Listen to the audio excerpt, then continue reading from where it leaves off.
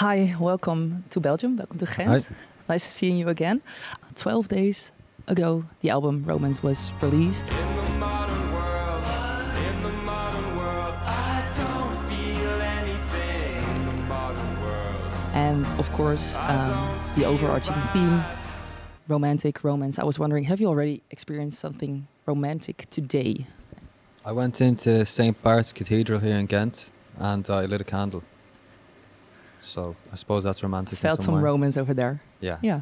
I was wondering because Grian previously said that the album is about falling in love at the end of the world and protecting that tiny spark of hope in these difficult times now and then. How do you try to keep that spark alive? I don't know. I mean, just kind of taking account of the life that we have or that I have personally and, trying to keep a good perspective on it, really. Yeah. And keep positive. What are some of the things that give that positive spark for you personally? I don't know. I think that there's a big thing right now of like black and white thinking or catastrophizing things, and I try to like stop myself from doing that or giving way to those because it's easy. It can get easy to do that. Kind of thing. And Carlos, I was wondering because you've recently become a father, and the song "Hoarseness in the Wetness" is inspired by you reading James Joyce novels to your daughter. Is that correct? To a certain extent, the title is inspired by that. Yeah. The song was before the title. Okay, because I was assuming that maybe parenthood is also something you find the romance in. 100%, yeah. I mean, it's the purest thing in the world. But it's. I've come to sort of realize that it's family is that, is a sort of really necessary thing, and that it's a thing that seems to be, because it's so sort of unyielding in its definition. I think it feels it's easy to take for granted. I don't think you can really, and I think like that extends to the boys. Like we're their family, and we need to, and that needs to be taken care of. Just because there's a family bond doesn't mean that something it can last forever. But you can take care of family, and it can last forever. And it can be the only thing that you need. And that's having my little girl has made me just value that over anything else. Yeah. Just a real connection with others, and it doesn't have to be blood related or anything. But I know that it's a fragile thing, and that you have to really look after. You know? Did it change your perspective on touring? No, because that's just my life, Yeah. And she comes along, and when I go back, and I incorporate it into my life. And, it's not really. No, I think if anything, it's sort of made me like,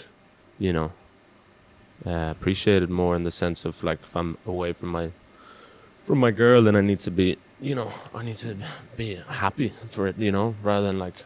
If it's not making me happy, it's just really worth being away from my girl. It's not. So it's made me like, appreciate it more. Yeah. Can you already imagine like the first gig that she will be attending? Like she's already been to a lot of gigs. Yeah. Yes? Yeah. Oh, that's so wonderful. Yeah. That's so cool. And Connor, you've previously said on the earlier albums, romance was explored through an Irish lens, so to say. And this one is about finding romance like separate from Irishness. Could you explain a little bit what led to this shift? Yeah, sure. I think, we were influenced by this concept that was told to us by James Joyce, which was like, if you get to the heart of one city, you get to the heart of them all. Because there's certain universal themes or experiences that everyone has everywhere. And you just need to really get to know one place to get there. And that's something that we really tried to do with Dublin and with Ireland. But at a certain point, we wanted to write about something else because we felt like our lives had changed so much and also grown so much, and we tried to explore that in a more universal sense, I suppose.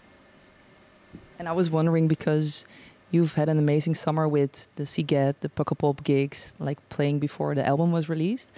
Did you experience the shift in now you did some intimate shows and the release show, of course, like from the audience on the songs now they're out there besides from the singles? Yeah, totally. I think that some of the fans might have been shocked by the new sound. Like, Here's the Thing was kind of shocking for people. I think that's a big shift in sound. But yeah, I think that once we started playing the songs live, the crowd started moving in a very different way for Here's the Thing especially. We Yeah? started to see like this kind of bounce Oh, yeah, that we yeah. hadn't seen Yeah. before. And that was really satisfying because it's what we wanted to achieve with Yeah. that song. Yeah, that's so cool. And I was wondering, how did that release show felt for you? Because I was like, everyone was making the Instagram stories like they didn't realize Harry Styles was a fan of Fontaines D.C. before, right? No one realized Yeah. that. But did it felt kind of festive and special, that gig particularly? Yeah, It definitely. did, yeah. It was cool. Yeah. It was really nice to have that moment. I think that, you know, whenever we play in London, we're kind of asked a bit more than in other gigs. You know, there's all our label there and our management and everything, and we usually have quite a busy schedule, but we luckily got to have a moment before the gig where we got to celebrate the album with each other, and that was really nice. Yeah, so cool, and so happy to have you here in Gent at the Wintercircus. This place is even like, it's not officially open yet, so you're one of the first bands to play over here. I don't know if you notice it, but I think it smells super fresh and clean, and the floor isn't sticky yet. And people were talking about the sound system. It's kind of like everywhere you stand. Yeah, did you notice anything during the sound check? What is it? It's like It's 360 sound. it's 360. Oh yeah, right. Okay, that's strange. Yeah, anytime I've been to a gig with a sound system like that, it usually sounds pretty terrible. Yeah, I have never experienced it myself before, so but- I'm very curious.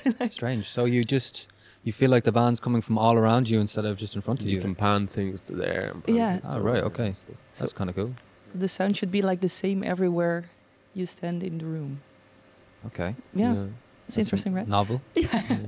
And can you explain a little bit for the people who are listening to 3FM what they can expect from this super cozy and intimate show tonight in Gent? What you're going to play, what you're going to do? Yeah. We're going to play a lot of the new songs from the new record.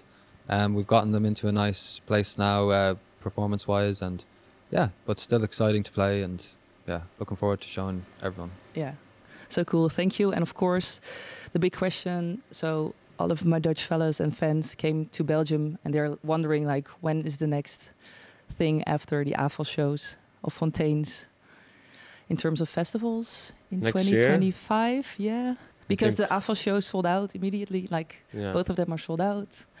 Are there going to be festival shows next year Yeah. in the Netherlands? I don't know in Netherlands, but we're busy. Yeah, I'm sure we will. yeah, that's cool. Yeah. But first, the AFAL's live shows. Really looking forward to it in November. So thank you for your time. Enjoy the gig tonight. I'm gonna enjoy the recording on 3FM as well. So Thank you very much. Thanks thanks very a much. lot. Free Palestine Yeah. and Viva Heinz.